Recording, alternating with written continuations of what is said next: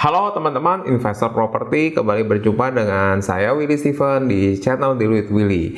Ya, pada kesempatan kali ini ya kita mau bahas tentang investasi properti rumah kos ya. Kita tahu bahwa investasi properti ini merupakan jalan bagi banyak ya investor yang sukses ya untuk membangun kekayaan bahkan mulai dari nol sekalipun. Ya, tentunya bagaimana cara membangun itulah yang akan kita bahas pada video kali ini. Ya, oleh karena itu stay tune sampai akhir video. Ya, jangan lupa juga like dan subscribe. Ya, jangan lupa share juga jika kamu merasa video ini sangat bermanfaat.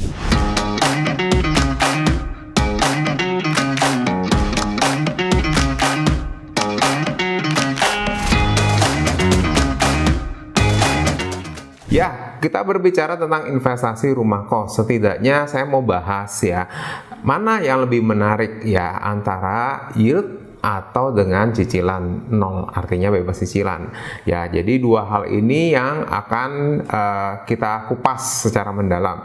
Nah, apa sih yield itu? Ya, yield itu adalah imbal hasil tahunan. Jadi satu rumah kos atau satu properti ya itu akan menarik ya, bagus untuk diinvestasikan.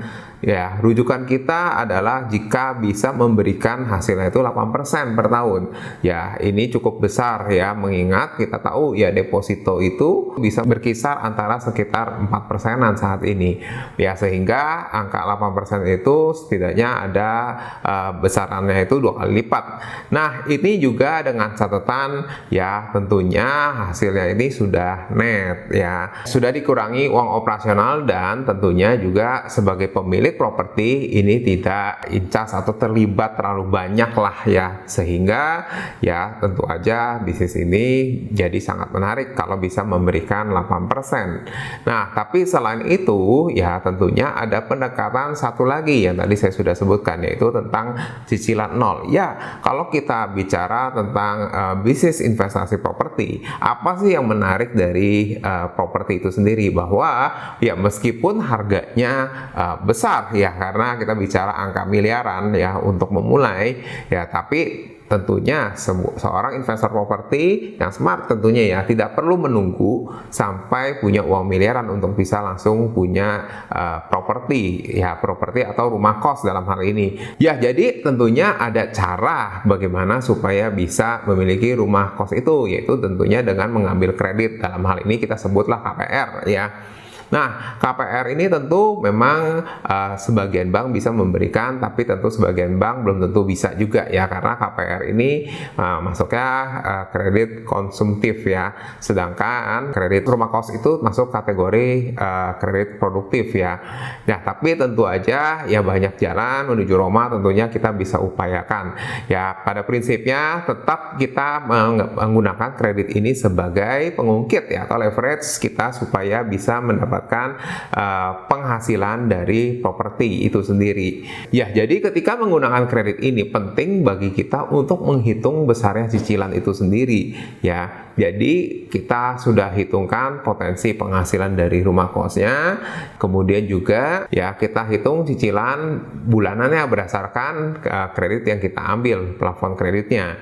Ya, di sini kalau kita perhitungkan, misalnya contoh kalau kita ambil sederhananya ya rumah kos harganya 5 miliar misalnya, contoh seperti itu ya, berarti cicilan kreditnya harusnya berkisar antara 50 sampai 60 juta ya. Nah, kalau kita mau mendapatkan rumah kos atau properti yang bebas cicilan, berarti ya kita perhitungannya adalah penghasilan dari potensi penghasilan dari rumah kosnya itu juga harus bisa di angka 60 juta ya. Nah, itulah yang harus kita kerjakan sebagai pemilik atau investor properti. Sebelum kita membeli propertinya, justru harus kita sudah pastikan dulu bahwa potensinya ada minimal seperti itu ya. Jadi kalau bicara mana yang lebih menarik antara yield atau bebas cicilan, ya nggak usah pusing-pusing sebenarnya ya. Kalau bisa dapat dua-duanya tentunya akan sangat menarik ya. Kalau yieldnya di atas 8% atau bahkan di atas 10% ya, kemudian juga cicilannya bebas ya, artinya dapat dari uang sewa ya untuk bayar cicilannya ya, tentu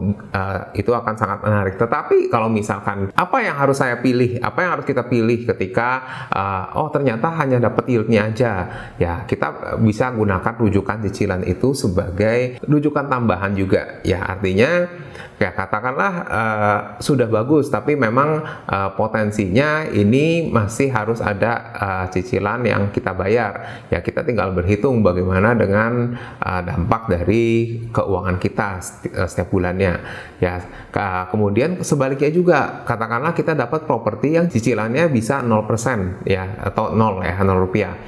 Nah, tapi memang yieldnya mungkin sedikit kurang lah dari 8%. Ya, itu juga masih bisa dipertimbangkan. Ya, tentunya kalau kita menunggu peluang yang sempurna, ya akhirnya kita melewatkan banyak peluang yang bagus juga.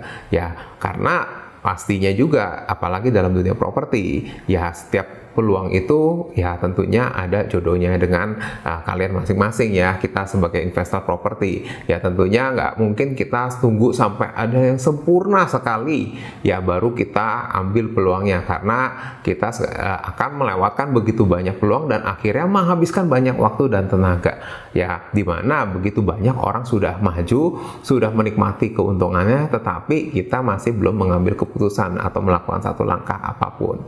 Nah, buat teman-teman yang mau informasi lebih jelas tentang KPR, kamu bisa download ebook saya di link di bawah ini. Ya tentunya setelah mendapatkan ebook ini, kalian juga tetap bisa diskusi dan konsultasi ke saya langsung juga. Ya. Nah, jadi begitulah sharing saya tentang investasi properti yang ada saat ini ya. Kita ketemu lagi di video selanjutnya ya dengan kondisi yang lebih baik. Sampai ketemu, bye-bye.